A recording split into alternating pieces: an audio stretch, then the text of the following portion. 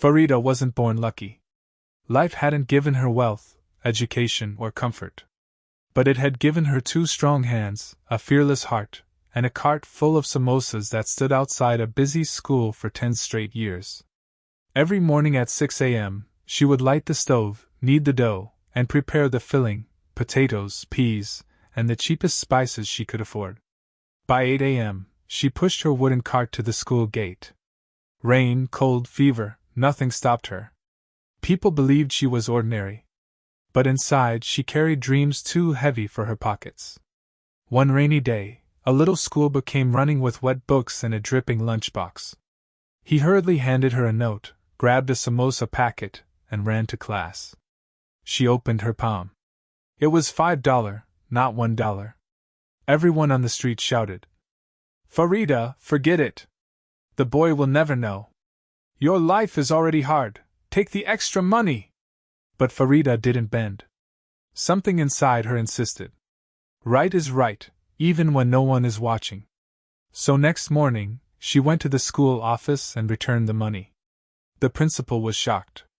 In a world full of lies, cheats, and shortcuts, here stood a woman with oil-stained clothes, but a heart pure as gold. The principal asked gently, "Do you want something in return?" Farida smiled. "Nothing." But fate whispered, "You deserve more." The principal offered her a catering contract for the entire school, lunches, breaks, snacks. Overnight, Farida's life changed. She bought a bigger stove. She hired 2 helpers. She rented a small kitchen. She opened a small food stall named Farida's Flame. People laughed at her name but loved her food. Her business doubled every month. Within a year, she opened a small eatery shop. Nothing fancy. Just 4 plastic tables, 12 chairs, and a signboard painted by her nephew. But for Farida, that shop was a palace. Success has a habit of inviting jealousy. Not everyone was happy for her. Some said, "She is growing too fast. Something is wrong. She must have stolen money. Such people can't rise without sin." Farida ignored them. But then came the first major blow. One evening, a man ordered biryani from her shop. As he walked outside, he purposely threw the leg piece out of the window in front of waiting customers and shouted, "Where is the leg piece? This shop is cheating people." People paused. Others gathered. Rumors started swirling like dust in the wind. Some customers left. Others demanded refunds. A few even insulted her publicly. Farida stood frozen. Her throat tightened. She tried explaining. "Sir, you saw I served it fresh in your plate." But he kept yelling, "You're lying! What kind of woman cheats children and families?" He wasn't a customer. He was a jealous competitor. But damage was done. That night, Farida sat in her empty shop, staring at the leftover biryani she couldn't sell. For the first time in years, she cried. Her heart whispered, "Maybe I should quit. Maybe people like me never rise. Maybe poverty is stronger than dreams." But then she remembered her beginning. The 5-rupee boy. The principal's trust. And the fire inside her chest that never allowed her to stay small. She wiped her tears. "No," she said. "I won't break." For 10 straight days, customers didn't come. People avoided her shop. Rumors had spread like wildfire. She still cooked every morning. She still waited every evening. She still prayed every night. But the tables remained empty. Her helpers suggested, "Baji, shut it down, before you drown in loss." She almost agreed. Until one night she remembered something her father once told her. "When people try to break you, it means you're already higher than them." That night she didn't sleep. She sat in her kitchen and made a new plan. A comeback so bold that people would have to look again. Next morning, she placed a giant sign outside. "Buy 1 biryani, get 1 free, only today."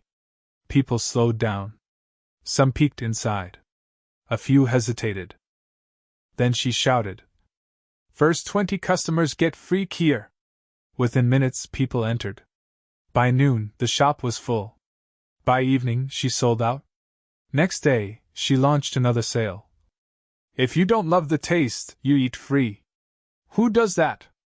No small shop owner risks such a thing. But Farida did. Word spread. Crowds returned. The jealous competitor who had thrown the leg piece saw her rising again. He tried lowering his prices. He tried offering deals. Nothing worked.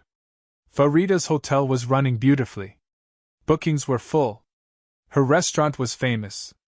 Her life, for the first time, felt stable, calm, secure.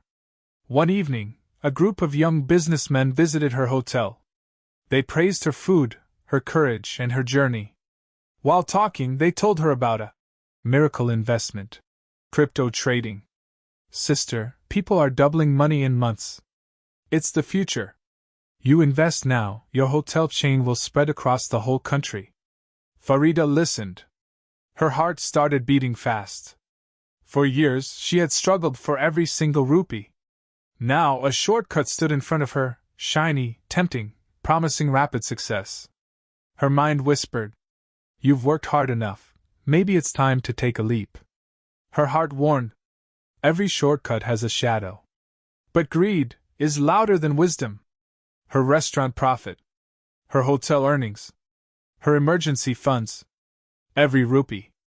And she invested it all into a new crypto coin that everyone claimed would fly high. For a week, the numbers rose. She smiled. She dreamed. One night, the market collapsed. The coin crashed. Investors panicked. Value dropped to zero. Farida refreshed the screen again and again. No change. No balance. No savings. Everything she owned vanished in seconds. But this time, she had betrayed herself. Her own greed did. Nature had given her a chance. Destiny had opened doors for her. Moral of the story: hard work builds empires. Greed destroys them.